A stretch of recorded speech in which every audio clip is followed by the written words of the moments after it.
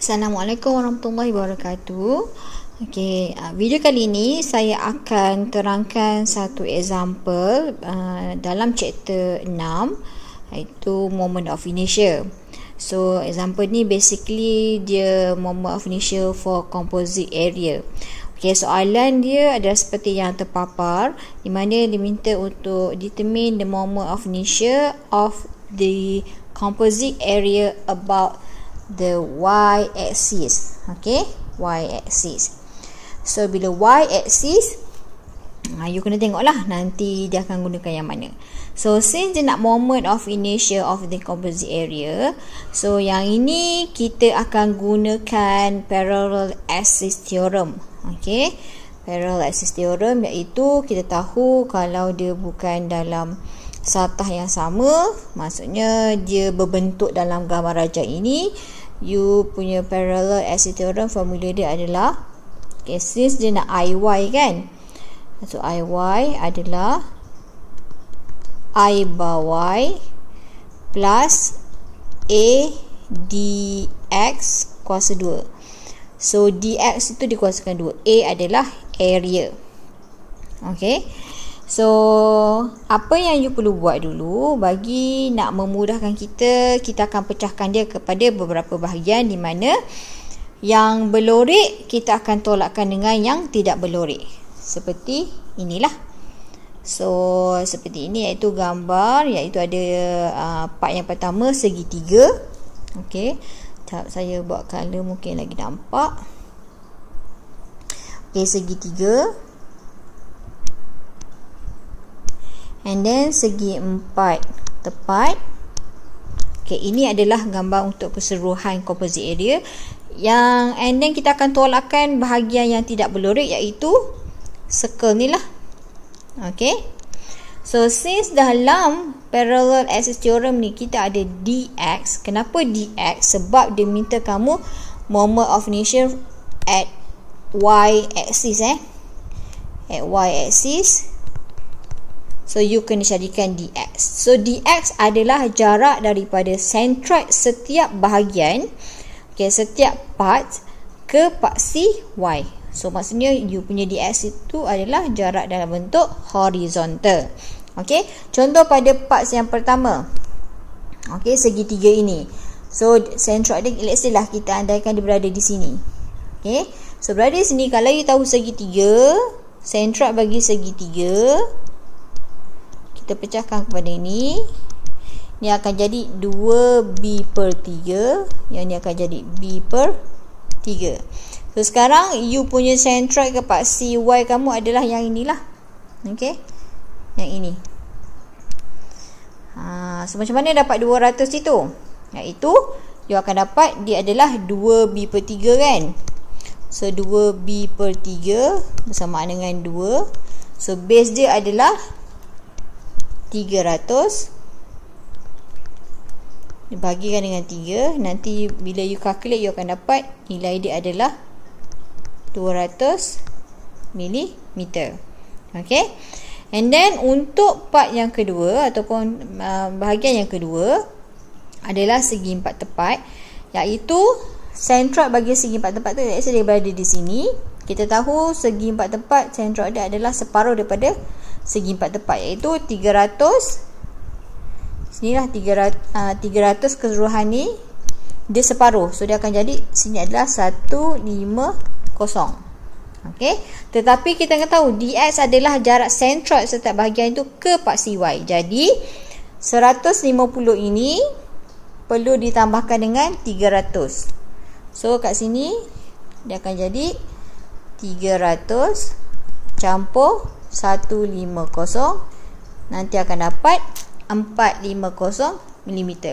Okey, set untuk bahagian pertama dan juga kedua. So kita akan tengok nak carikan dx bagi bahagian yang ketiga. So samalah centroid circle ini ke paksi y. So you tengok balik pada gambar rajah asal. Okey, so you fokuskan pada yang circle ini. You tahu centroid ni kat sini. So centroid ke paksi y. So ni adalah you punya dx bagi parts yang ketiga. Iaitu apa? Distance dia. 300 dicampurkan dengan 150. So, ini adalah daripada 300 campur 150. Okey. So, dia akan dapatlah 450 mm. Okey.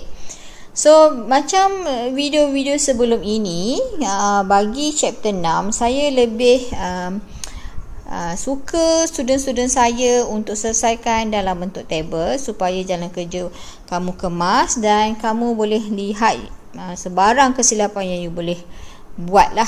Okay. So, biasanya kalau untuk Mama Malaysia ni, kalau soalan itu hanya minta kamu pada satu axis sahaja, iaitu IY. So, kamu akan ada 4 kolom ni lah, iaitu kolom yang paling kiri iaitu parts.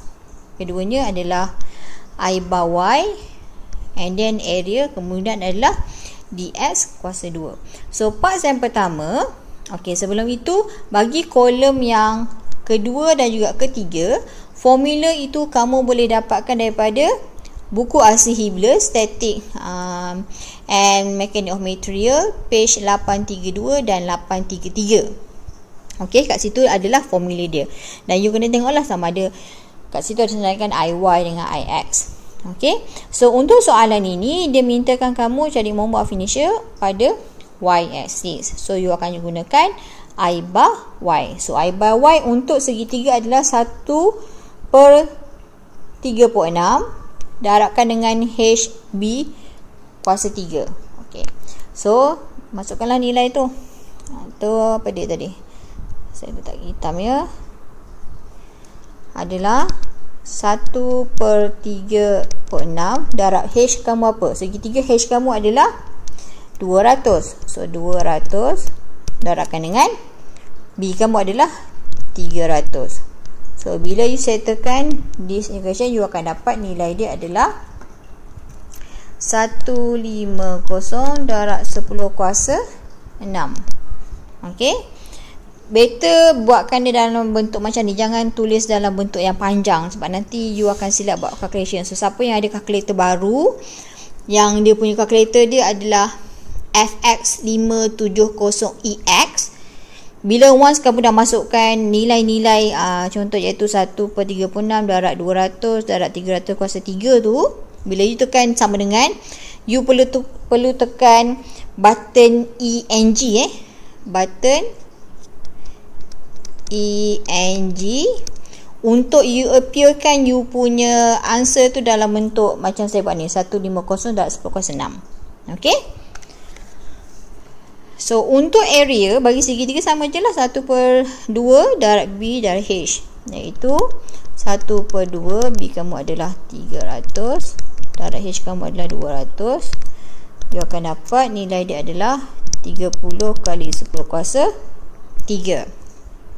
So, DX tadi kita carikan untuknya part yang pertama adalah 200. So, 200 kuasakan 2. Jangan lupa selalu student buat kesilapan bahagian ini, di mana DX itu, nilai DX nya dia tidak kuasakan dengan dah 2.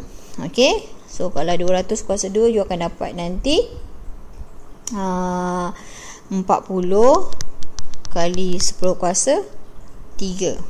Okey. So, settle untuk part yang pertama. Kita go through pada part yang kedua. Untuk I bar Y dia adalah 1/12 HB kuasa 3, sebab dia ada I bar Y.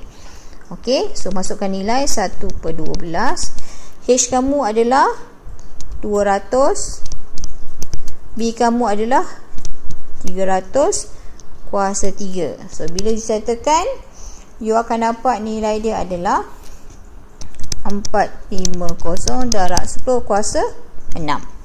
So, untuk area segi 4 tepat macam biasalah, panjang dan lebar, iaitu 300 darab dengan 200. You akan dapat 60 kali 10 kuasa 3.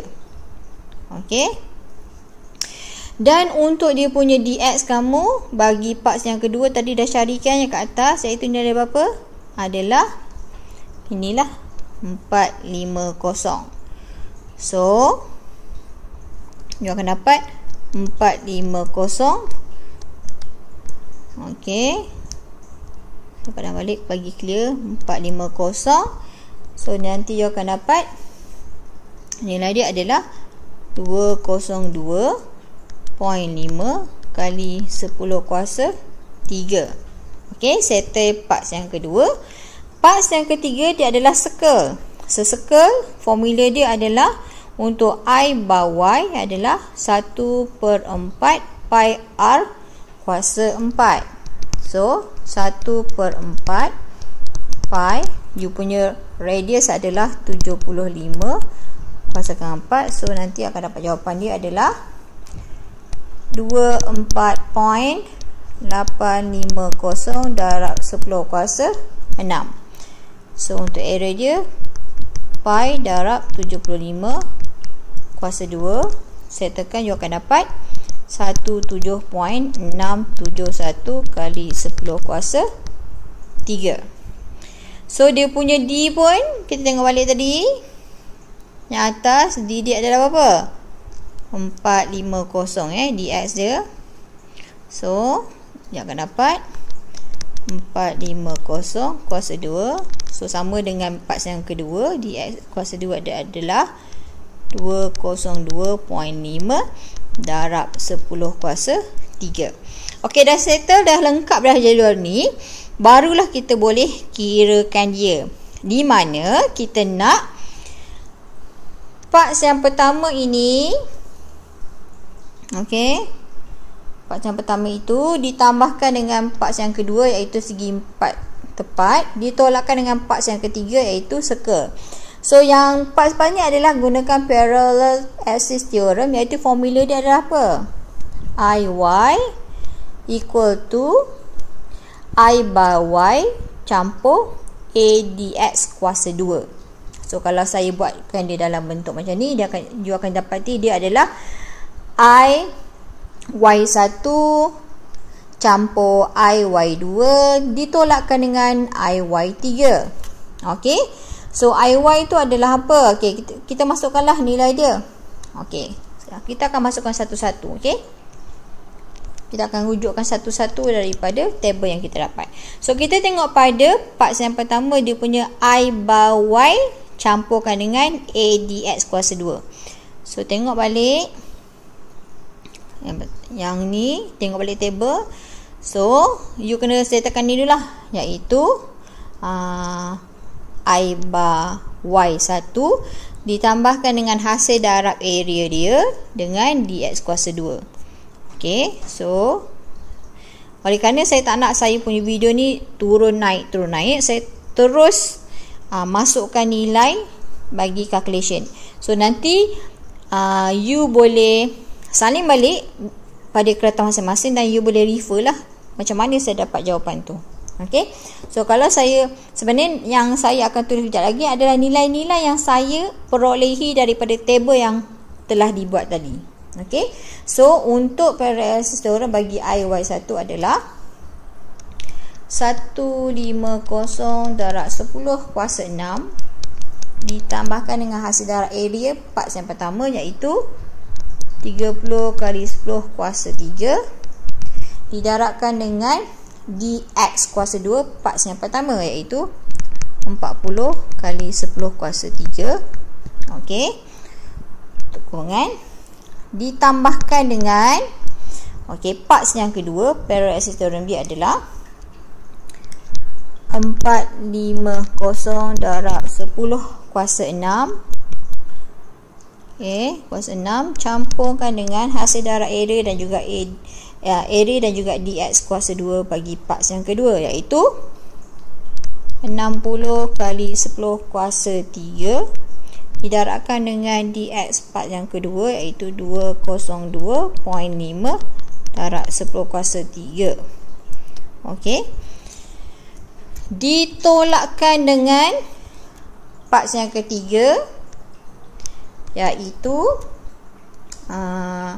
24.850 darab 10 kuasa 6 ditambahkan dengan hasil darab area parts yang ketiga dengan dx parts yang ketiga dikuasakan 2. iaitu 17.671 kali 10 kuasa 3 didarabkan dengan 202 darab 202.5 darab 10 kuasa 3. Okey. So bila you settlekan hasil nilai-nilai ini, you akan dapati moment of inertia for composite area yang berlorek itu adalah kalau saya lebih suka settlekan setiap kurungan ini. Maksud saya setiap kurungan ini saya settlekan dahulu. Saya tak nak terus masukkan terus dalam kalkulator. Saya takut saya buat mistake. So saya settlekan satu-satu. So you akan dapati nilai dia adalah 1.35 kali 10 kuasa 9. Ni adalah IY1 ditambahkan dengan IY2 iaitu 1.26 kali 10 kuasa 10. Lepas tu ditolakkan dengan parts yang ketiga iaitu circle adalah 3.603 kali 10 kuasa 9. So nanti you akan dapat jawapan kamu adalah 1.0347 kali 10 kuasa 10 milimeter kuasa 4. Unit sila jangan tinggalkan. So ini adalah jawapan terakhir. So basically soalan biasanya dia akan kelirukan kamu dengan soalan. Let's say kita tengok balik pada soalan saya besarkan dengan soalan dia. Kat sini dia minta kamu Y axis. Kerana soalan tu dia bagi kamu minta X axis. So X axis bezanya pada formula yang akan bezakannya adalah pada formula di sinilah. Kalau U adalah X axis, you akan dapati dia punya formula ni akan jadi I bar X, dan ini akan jadi dy kuasa 2. Bezanya hanya di situ sahaja. Maksudnya kalau since biasa final kita tak akan minta you buat kedua-dua paksi. Kalau you punya parts tu terlampau banyak, biasanya soalan akan minta kamu dapatkan satu paksi sajalah.